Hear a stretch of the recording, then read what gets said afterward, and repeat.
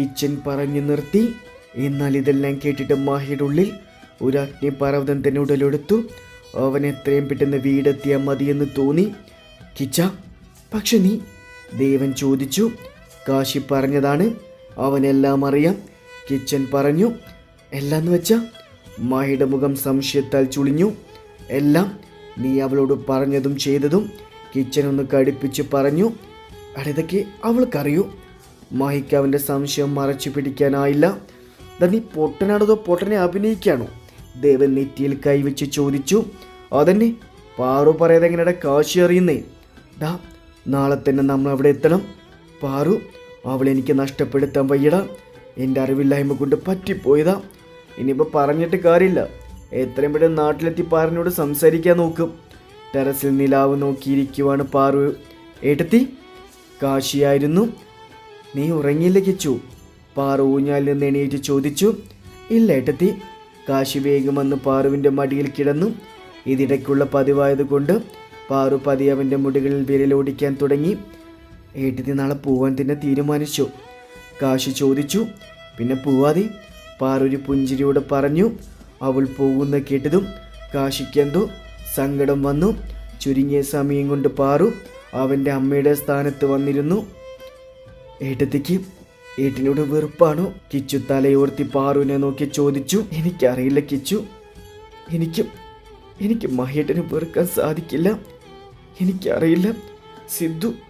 അവൻ അറിഞ്ഞാൽ നിന്റെ ഏട്ടനെ ജീവനോട് കിട്ടുമെന്ന്. മഹേട്ടൻ ചെയ്തത് പൊറുക്കാൻ പറ്റാത്ത തെറ്റന്നെയാ. പക്ഷേ എൻ്റെ ആദ്യത്തെയും അവസാനത്തെയും പ്രണയം മഹാദേവൻ തന്നെയായിരിക്കും. പാറു പറഞ്ഞു. ഏട്ടത്തി, എനിക്കൊരു പാട്ട് പാടിത്തരാമോ? ദേവിയമ്മ പറഞ്ഞു കേട്ടിട്ടുണ്ട് ഏട്ടത്തി നന്നായി പാടുമെന്ന്. കാശി പറഞ്ഞു. അത് വേണോടാ? പാറു കുറുമ്പോട് ചോദിച്ചു. പ്ലീസ് ഏട്ടത്തി, കാശി അപേക്ഷ സ്വരത്തിൽ പറഞ്ഞു. അവൾ അവൻ്റെ അപേക്ഷ കേട്ട് പാടാൻ തുടങ്ങി. യോ, സൂപ്പർ ഏട്ടത്തി, യുവർ വോയിസ്. കാശി കൈയടിച്ചുകൊണ്ട് പറഞ്ഞു. Thank you. പാറ അവളുടെ ചുരിദാർ ടോപ്പ് കോളർ പോലെ പൊക്കി പറഞ്ഞു. കാശി അവളുടെ പ്രസന്നമായ മുഖം കണ്ണിറിയെ നോക്കി. ഏട്ടത്തി, ഇവിടെ നിന്ന് പോയി ഞാൻ വല്ലാണ്ട് മിസ് ചെയ്യും. കാശി അവളെ നോക്കി പറഞ്ഞു. കാശി, നീ എനിക്കെൻ്റെ മോനെ പോലെയാ. അല്ല, എൻ്റെ മോൻ തന്നെയാ നീ. നിനക്കെപ്പോൾ കാണുമെന്ന് തോന്നിയാലും എനിക്കൊരു മെസ്സേജ് മതി. ഞാൻ വരും. ഇല്ല, നിനക്ക് അങ്ങോട്ട് വരാം. ആരും നിന്നെ വിലക്കില്ല. പാറു പറഞ്ഞു.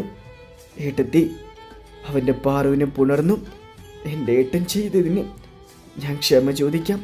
പ്ലീസ് ഏട്ടത്തി, എന്നെ വിട്ടു പോവല്ലേ. ഏട്ടത്തില്ലെങ്കിൽ ഞാൻ തനിച്ചാവും. കാശി കരഞ്ഞു പറഞ്ഞു. അത് കണ്ട് പാറുവിന് സങ്കടമായി. ഇല്ല കാശി, എനിക്ക് പോയേ പറ്റൂ. ഞാൻ ചെയ്ത് തീർക്കാനുള്ള ഒരുപാട് ജോലിയുണ്ട്. അതിനുള്ള കാരണം മാത്രമാ നിന്റെ ഏട്ടൻ. ഏട്ടത്തി, ആലോചനയിലിരിക്കുന്ന പാറുവിനെ കാശി വിളിച്ചു. ഇല്ല കാശി, പോവണം. ബട്ട് ഞാൻ വരും. പാറു എന്തോ ആലോചനയിൽ പറഞ്ഞു. അങ്ങനെ ഏട്ടത്തിയുടെയും അനിയൻ്റെയും ആ ദിവസം കടന്നു പോകുന്നു. പുലർച്ചയ്ക്കുള്ള ഫ്ലൈറ്റിൽ തന്നെ മാഹിയും കൂട്ടിരും നാട്ടിലേക്ക് തിരിച്ചു. പാറു പോകാനുള്ള ഒരുക്കത്തിലാണ്. അവൾ മാഹി കിട്ടിയ താലി മാത്രമാണ് അണിഞ്ഞത്. കാരണം സിദ്ധു പറഞ്ഞിരുന്നു അവൻ്റെതായ ഒന്നും തന്നെ നീ എടുക്കരുതെന്ന്.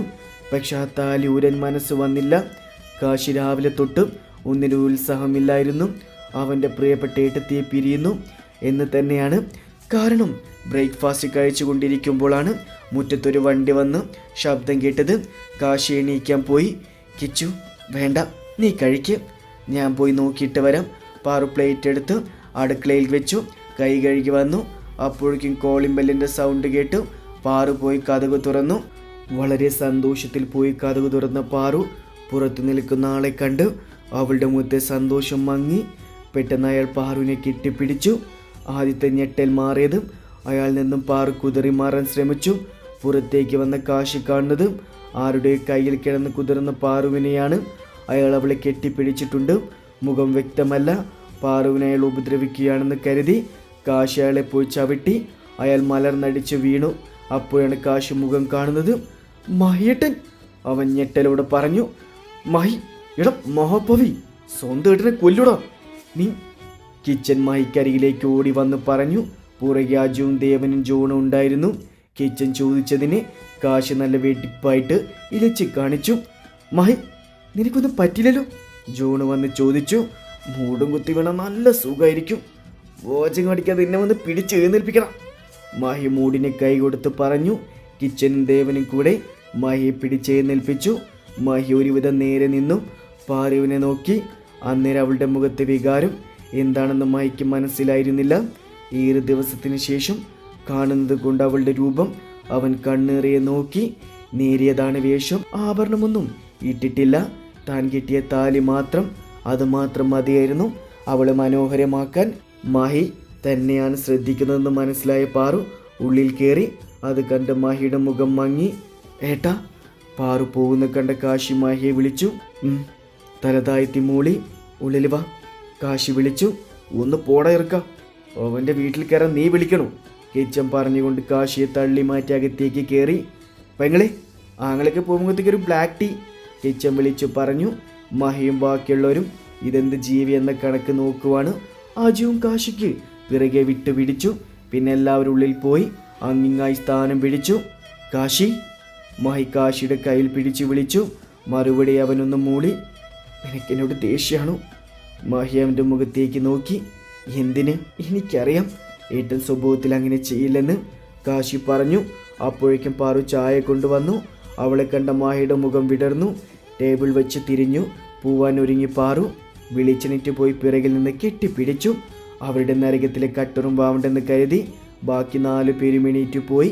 മാഹിയുടെ പെട്ടെന്നുള്ള പ്രവൃത്തിയിൽ നിശ്ചലമായി നിൽക്കുവാണ് പാറു. സോറി പാറു, ഞാൻ. മാഹി വാക്കുകൾ കൈ പരതി. മാഹിയുടെ കൈ വിടിച്ചു പാറു മാഹിക്കൊന്ന് കൊടുത്തു. എന്നിട്ട് റൂമിൽ കയറി കഥകടച്ച് തിരിഞ്ഞു നോക്കിയപ്പോൾ കണ്ടു തന്നെ നോക്കി ആക്കിച്ചിരിക്കുന്ന കിച്ചനെയും കാശിയെയും.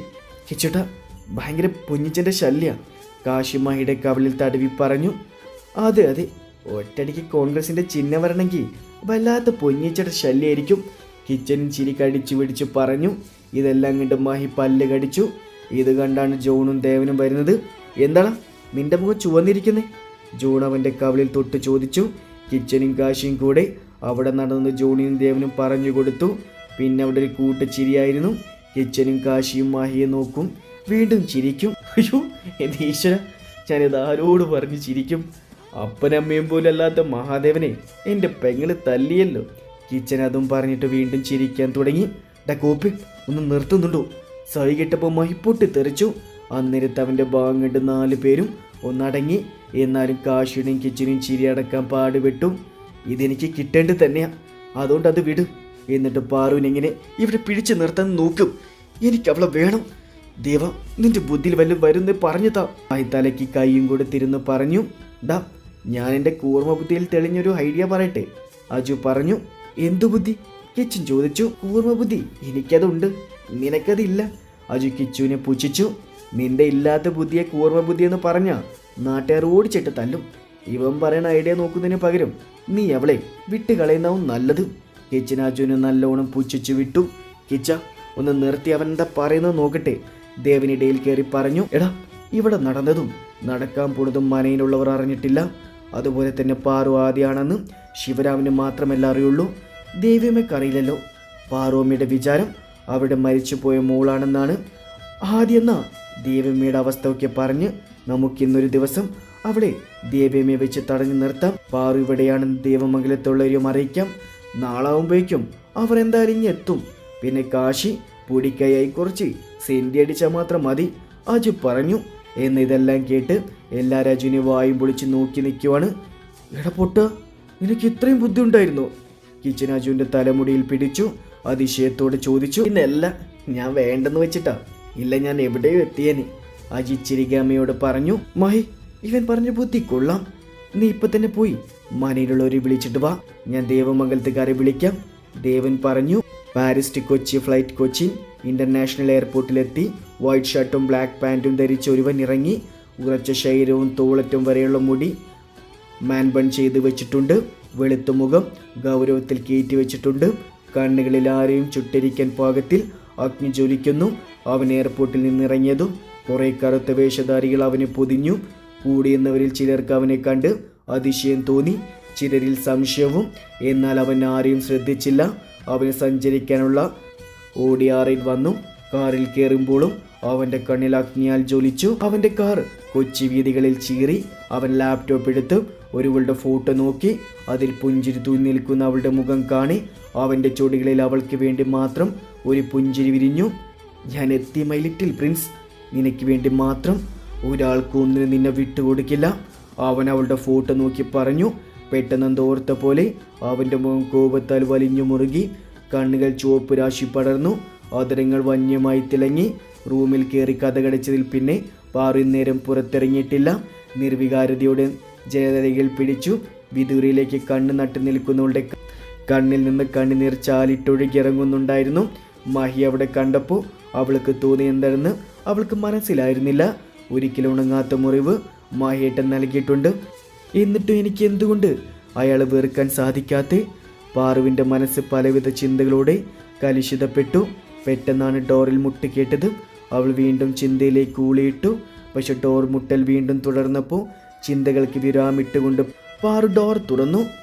പാറു ദേവിയായിരുന്നു. അപ്രതീക്ഷിതമായുള്ള ദേവിയുടെ വരവിൽ പാറു ഒന്ന് പതറി. അമ്മ എന്താ ഇവിടെ? നെട്ടൽ വിട്ട് മാറാതെ പാറു ചോദിച്ചു. എന്താ കുട്ടി, ഞങ്ങൾക്കിട്ട് വരാൻ പാടില്ലെന്നുണ്ടോ? മുത്തശ്ശി ചോദിച്ചു. ഏയ് ഇല്ല മുത്തശ്ശി, പാറു റൂമിൽ നിന്നിറങ്ങി പറഞ്ഞു. ഞങ്ങൾ വന്ന കാര്യം പറയാം. കല്യാണശേഷം വിരുന്നിന് നിങ്ങൾ വന്നില്ലല്ലോ. മഹിമും പറഞ്ഞപ്പോഴാ ഞങ്ങൾ ഓർത്തേ ഇന്ന് തന്നെ വരണം. മുത്തശ്ശി ആജ്ഞ പോലെ പാറുവിൻ്റെ കവിളിൽ തട്ടി പറഞ്ഞു. അത് മുത്തശ്ശി. പാറു എന്ത് പറഞ്ഞറിയാതെ കുഴഞ്ഞു. മറ്റുള്ളവരുടെ കണ്ണിൽ താൻ ആദ്യമല്ല ഗൗരി പാർവതിയാണെന്നുള്ള സത്യം അവളെ കൂടുതൽ കുഴപ്പിച്ചു. എന്തേ, വരാൻ ബുദ്ധിമുട്ടുണ്ടോ രണ്ടാൾക്കും? മുത്തശ്ശി കണ്ണാടി നേരെയാക്കി ചോദിച്ചു. ഏയ് ഞങ്ങൾക്ക് എന്ത് ബുദ്ധിമുട്ട്, സന്തോഷം മാത്രമേ ഉള്ളൂ മുത്തശ്ശി. അങ്ങോട്ടേക്ക് വന്ന മാഹി പറഞ്ഞു. എന്നാലും ബാക്കി 4 പേരുണ്ടായിരുന്നു. ഇന്ന് ഞങ്ങൾ പോവാ, നിങ്ങൾ സന്ധ്യയ്ക്ക് അങ്ങോട്ട് ഇറങ്ങ്, ദേവി പറഞ്ഞു. അതെന്താ ദേവിയമ്മേ ഇത്ര പെട്ടെന്ന്? കിച്ചൻ ചോദിച്ചു. ഞങ്ങൾ അമ്പലത്തിലേക്ക് ഇറങ്ങിയതാ കുട്ടി, അപ്പോഴാ മാഹി വന്ന് വിളിച്ചത്, മുത്തശ്ശി പറഞ്ഞു. പാറുവിന് ഏകദേശം കാര്യങ്ങളുടെ കിടപ്പുവശം മനസ്സിലായി. അവൾ മാഹിയെയും കൂട്ടരെയും കണ്ണുകൾ കൂർപ്പിച്ചു നോക്കി. അവർ 5 പേരും ഞാനൊന്നും അറിഞ്ഞില്ല രാമായണ എന്ന ഭാവത്തിൽ നിൽക്കുവാണ്.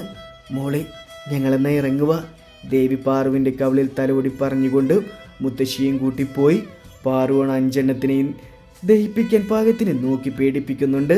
അവരാണെങ്കിൽ ഇതൊക്കെ എന്തെന്ന ഭാവത്തിൽ നിൽക്കുവാണ്. പെട്ടെന്നാണ് പാറുവിൻ്റെ ഫോൺ റിങ് ചെയ്തത്. അവൾ ഫോൺ എടുത്തു. കണ്ണൻ എന്ന പേര് കണ്ടതും അവളുടെ ഭാവം നിമിഷ നേരം കൊണ്ട് മാറി. അത് അവരെല്ലാവരും ശ്രദ്ധിച്ചിരുന്നു. ഹലോ സിദ്ധു, സിദ്ധു നീ തന്നെ വന്നേ പറ്റൂ എന്ന് പറഞ്ഞവൾ അവനോട് സംസാരിച്ചു. സ്റ്റെപ്പ് കയറി. എന്ന എല്ലാവരും സിദ്ധു എന്ന പേരിൽ കുടുങ്ങിക്കിടക്കുവാണ്. എൻ്റെ പാറു, ചേ ആദി ഞാൻ പറയുന്നൊന്ന് കേൾക്ക്. അമ്മയും പപ്പയും നിന്നെ കാണുമെന്ന് പറഞ്ഞു വാശി പിടിക്കുക. നാളെ തന്നെ ഞാൻ വരാം, സിദ്ധു ഫോണിലൂടെ പറഞ്ഞു. സിദ്ധു, അമ്മ ഞാൻ ഗൗരിയില്ലെന്നറിഞ്ഞ എനിക്കറിയില്ല, പ്രശ്നങ്ങൾ കൂടുതൽ വഷളാവുക, പാറു പറഞ്ഞു. 24 hours അതിനുള്ളിൽ ഞാൻ അവിടെ എത്തും, നിനക്കറിയാലോ സിദ്ധാർത്ഥിനെ, സിദ്ധു പറഞ്ഞു. പെട്ടെന്നാണ് പാറുവിനെ ഒരു കൈ വന്ന് പൊതിഞ്ഞു. ആദ്യമൊന്ന് ഞെട്ടിയെങ്കിലും പിന്നീട് ആരാണെന്ന് മനസ്സിലായി. ഓക്കെ സിദ്ധു, കോളി ലേറ്റർ, പാറു അതും പറഞ്ഞ് ഫോൺ കട്ടാക്കി. മഹിയെ തള്ളി മാറ്റി. എന്താണ് ഭാര്യ? മഹി കള്ളച്ചിരിയോടെ ചോദിച്ചു. ചേ താനിക്കൊരാണാണോ? പാറു മുഖം തിരിച്ചു പറഞ്ഞു. ഞാനാണെന്ന് ഒരു തവണ തെളിയിച്ചല്ലേ ഭാര്യ, ഇനിയും വേണോ എന്ന് പറഞ്ഞ് മഹി പാറുവിൻ്റെ അടുത്തേക്ക് നടന്നു. പാറു അതിനനുസരിച്ച് പുറകിലോട്ടും. അവസാനം പാറു ചുമരിൽ ഇടിച്ചു നിന്നു. മാഹി വീണ്ടും മുന്നിലേക്ക് വരുന്ന കണ്ട് പാറുവിന് ദേഷ്യം വന്നു. താനിത് എങ്ങോട്ട് ഇടിച്ചു കയറി വരുന്നേ? പാറു ദേഷ്യത്തോടെ ചോദിച്ചു. മോൾ ആദിക്കുട്ടി, എൻ്റെ ഒരു പിടിക്കില്ല നീ. പിന്നെ ഒരു തെറ്റിദ്ധാരണയിലാണ് നിന്നോട് അങ്ങനെയൊക്കെ ചെയ്തത്. I am really sorry. പക്ഷെ അതിൻ്റെ പേരിൽ പൊന്നുമോളെ ഞാൻ ഇങ്ങോട്ട് വിടില്ല. കിടുടി ബാലചന്ദ്രൻ്റെ മോളെ, മാഹി പാറുവിൻ്റെ മൂക്കിൽ അവൻ്റെ മൂക്ക് മുട്ടിച്ചുകൊണ്ട് പറഞ്ഞു. എന്നിട്ട് പുറത്തേക്ക് പോയി. എന്നാൽ പാറു സ്തംഭിച്ച് നിൽക്കുവാണ്. എന്തിനാന്ന് ദൈവം തമ്പുരാൻ അറിയാം.